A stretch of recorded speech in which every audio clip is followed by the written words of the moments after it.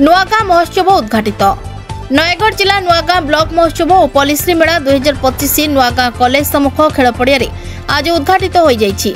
राजस्व विपर्यय और परिचालन मंत्री सुरेश पूजारी, समवाय हस्ततंत्र और हस्तशिल्प मंत्री प्रदीप बलसामंत, कंधमाल सांसद तथा नुआगाँ महोत्सव कमिटी सभापति सुकांत कुमार पाणिग्राही, जाजपुर सांसद रवि नारायण बेहेरा, नयगढ़ जिलापाल अक्षय सुनील अग्रवाल, राज्य बीजेपी युव मोर्चा सभापति अभिलाष पंडा, नयगढ़ जिला बीजेपी मोर्चा सभापति तापस रंजन मार्था, दसपल्ला पूर्वतन विधायक पूर्णचंद्र नायक, बीजेपी नेता राघव मल्लिक, नुआगाँ ब्लॉक उपाध्यक्ष परशुराम साई, नुआगाँ महोत्सव कमिटी संपादक शिवराम महापात्र प्रमुख उपस्थित थिले।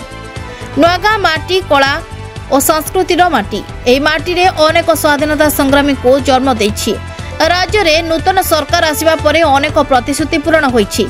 एथि सहित विभिन्न जिलार उन्नति लागि सरकार कोटी कोटी टंका प्रदान करिसेंती।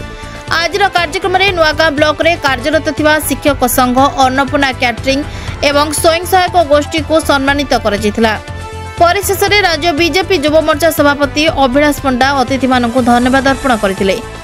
नुआगाँ अंचलर कलाकार मानक द्वारा सांस्कृतिक कार्यक्रम Bolgarh prince dance group, Assam Bihu, Nuagaon वंदना, अनुगुल ओडिसी नृत्य, आस्था डांस ग्रुप एवं परिशेष रे कॉमेडी किंग पप्पू पंपम को कॉमेडी एवं संगीत रे दर्शक झुमिथिले।